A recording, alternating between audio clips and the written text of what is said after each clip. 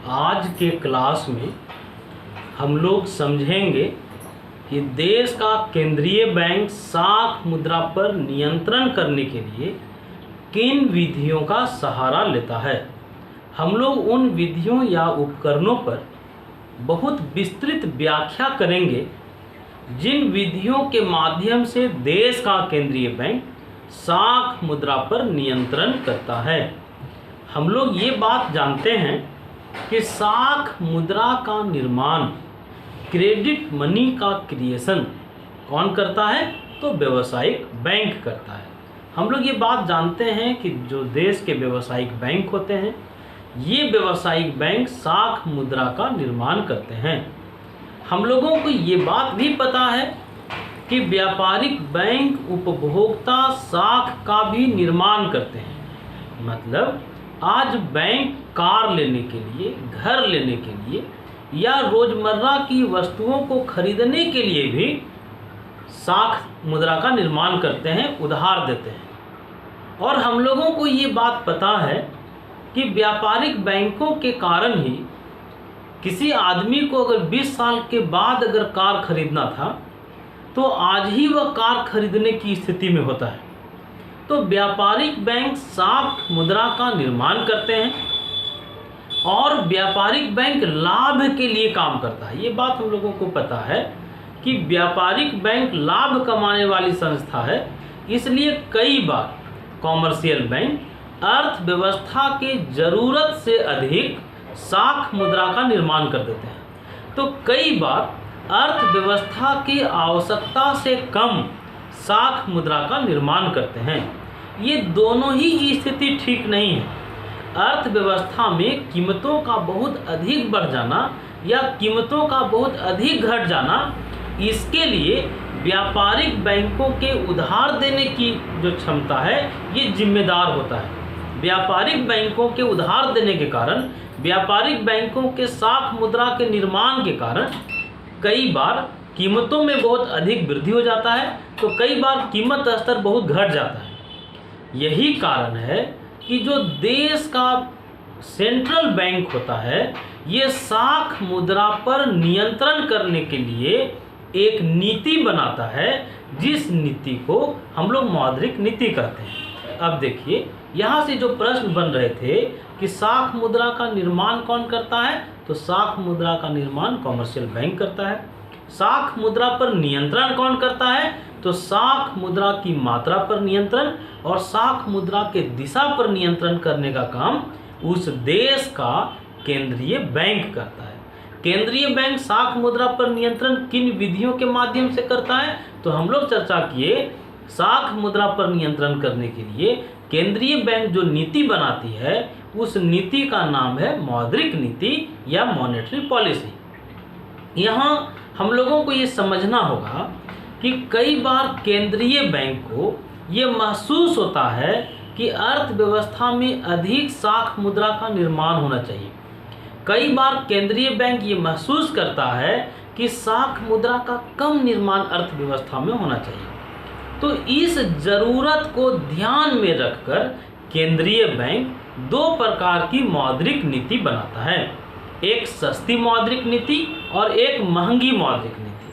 हम लोग देखें कि साख मुद्रा पर नियंत्रण करने के लिए केंद्रीय बैंक कौन सी नीति बनाएगा, तो हम लोग चर्चा किए कि मौद्रिक नीति बनाएगा, मौद्रिक नीति का निर्माण करता है। फिर हम लोग चर्चा किए मौद्रिक नीति दो तरह का, एक महंगी मौद्रिक नीति, महंगी मौद्रिक नीति, और दूसरा सस्ती मौद्रिक नीति। सस्ती मौद्रिक नीति। हम लोगों को यह समझना होगा कि आखिर महंगी मौद्रिक नीति क्या है और ये सस्ती मौद्रिक नीति क्या है। महंगी मौद्रिक नीति का निर्माण केंद्रीय बैंक कब करता है और सस्ती मौद्रिक नीति का निर्माण केंद्रीय बैंक कब करता है। महंगी मौद्रिक नीति का निर्माण केंद्रीय बैंक उस स्थिति में करता है जब केंद्रीय बैंक को ये महसूस हो, केंद्रीय बैंक को यह प्रतीत हो कि व्यावसायिक बैंक अर्थव्यवस्था में बहुत अधिक साख मुद्रा का निर्माण कर रहे हैं। व्यावसायिक बैंक अंधाधुंध क्रेडिट क्रिएशन का काम कर रहे हैं। तो वैसी स्थिति में देश का केंद्रीय बैंक महंगी मौद्रिक नीति बनाता है।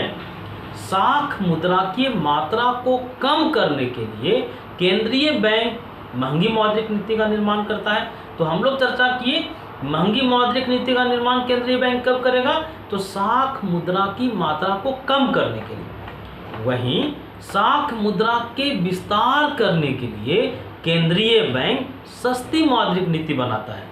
तो यहां से ऑब्जेक्टिव क्या हो सकता था कि महंगी मौद्रिक नीति कब बनाएगा, तो महंगी मौद्रिक नीति साख का संकुचन करने के लिए। साख मुद्रा का जब संकुचन करना हो तो कैसी मौद्रिक नीति बनाएगा, महंगी मौद्रिक नीति। जब साख मुद्रा का विस्तार करना होता है तो साख मुद्रा का विस्तार करने के लिए केंद्रीय बैंक सस्ती मौद्रिक नीति का निर्माण करता है। अब यहाँ एक बात समझना है कि महंगी मौद्रिक नीति में केंद्रीय बैंक क्या करता होगा। महंगी मौद्रिक नीति जब केंद्रीय बैंक बनाता है तो बैंक दर को CRR, SLR, रेपो रेट इसमें वृद्धि कर देता है। महंगी मौद्रिक नीति में वो क्या कर रहा था, बैंक दर को बढ़ा दे रहा था, CRR को बढ़ाता था, SLR को बढ़ाता था, रेपो रेट को बढ़ाता था।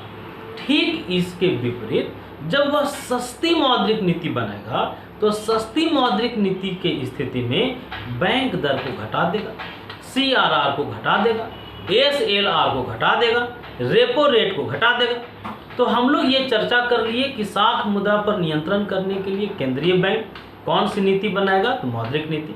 कितने तरह का मौद्रिक नीति, तो दो तरह का, एक महंगी मौद्रिक नीति और दूसरा सस्ती मौद्रिक नीति। महंगी मौद्रिक नीति कब बनाएगा, सस्ती मौद्रिक नीति कब बनाएगा, ये हम लोग चर्चा करेंगे।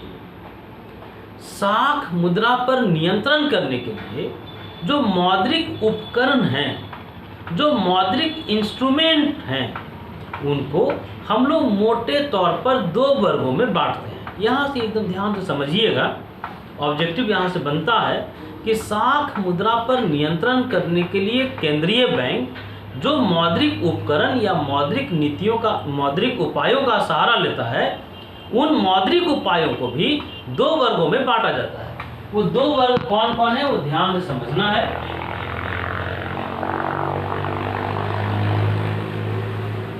मौद्रिक उपायों को दो ग्रुप में हम लोग बांट सकते हैं। एक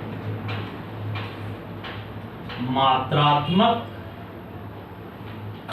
या परिमाणात्मक विधियां,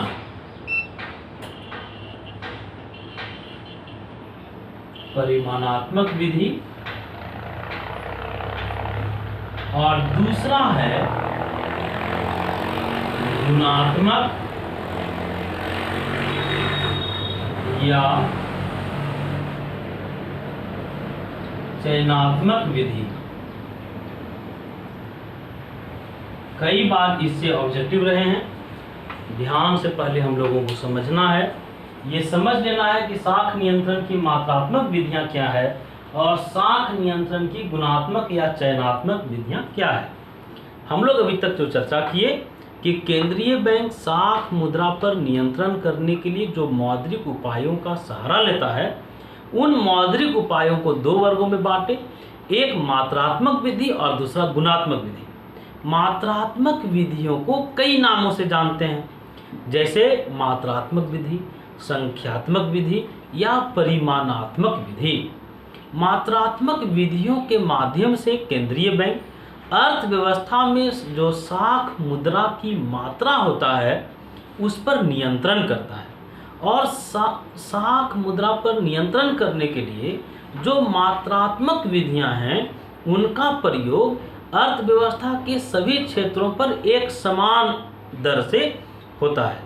तो मात्रात्मक विधियां कौन कौन है, साख मुद्रा पर नियंत्रण करने की जो मात्रात्मक विधियां हैं उसको देखा जाए। पहला है बैंक दर, बैंक दर की नीति। दूसरा खुले बाजार की नीति, खुले बाजार की क्रिया या नीति।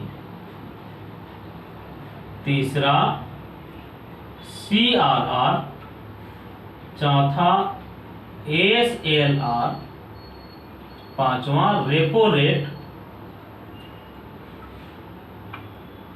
और छठा reverse repo rate. Reverse repo rate. अभी तक हम लोग देखे कि साख मुद्रा पर नियंत्रण करने के लिए केंद्रीय बैंक दो प्रकार के मौद्रिक उपाय अपना रहा है। एक मात्रात्मक या परिमाणात्मक विधियां। उन मात्रात्मक विधियों में मुख्य रूप से ये 6 हैं। कौन कौन? तो बैंक दर की नीति, खुले बाजार की नीति, CRR, SLR, रेपो रेट और रिवर्स रेपो रेट। लेकिन जब हम लोग गुणात्मक या चयनात्मक विधियों की बात करें तो गुणात्मक विधियों को आप ध्यान से देखिएगा। गुणात्मक विधियों में है साख की राशनिंग। साख की राशनिंग। गुणात्मक विधि में ही है उपभोक्ता साख का नियमन। उपभोक्ता साख का नियमन। प्रचार तथा विज्ञापन। प्रचार और विज्ञापन। चौथा प्रत्यक्ष कार्यवाही।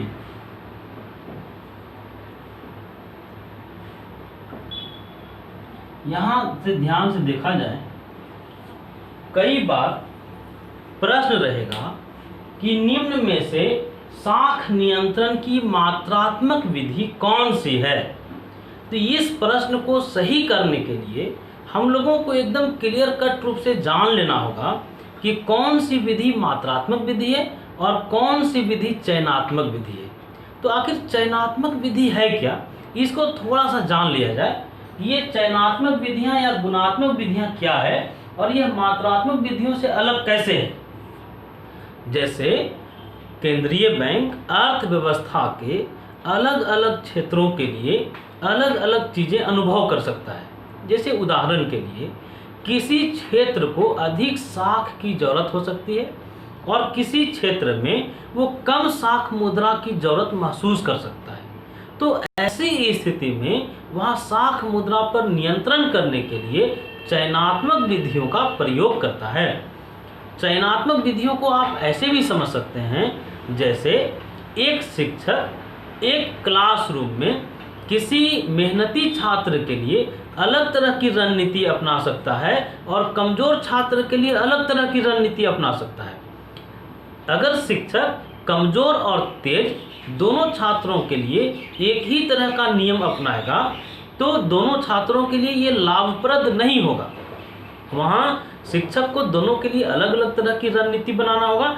ठीक उसी प्रकार से अर्थव्यवस्था के दो अलग अलग क्षेत्रों में, जैसे उद्योग की बात करें तो उद्योग में भी बहुत सारे उद्योग हो सकते हैं। जैसे कुटीर उद्योग हो सकता है कि कुटीर उद्योगों को अधिक उधार की जरूरत हो और बृहद पैमाने के उद्योगों को बहुत कम उधार की जरूरत हो, तो केंद्रीय बैंक वहाँ चयनात्मक विधियों का प्रयोग करता है।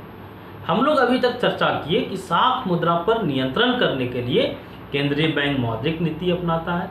मौद्रिक नीति दो तरह का, एक मौद्रिक नीति सस्ती और दूसरी महंगी मौद्रिक नीति। फिर हम लोग देखें कि जितने मौद्रिक उपकरण हैं उन मौद्रिक उपकरणों को दो वर्गों में बांट दिया गया। कौन कौन? तो एक हम लोग चर्चा किए मात्रात्मक विधियां और दूसरा गुणात्मक विधियां। फिर हम लोग चर्चा की कि कौन कौन सी विधियां मात्रात्मक विधि है और कौन कौन सी विधि चयनात्मक विधि है। चलिए अब आप लोग इसको बहुत अच्छे से नोट कीजिए और हमको दिखलाइए। इस टॉपिक पर हम लोग विस्तृत चर्चा करेंगे।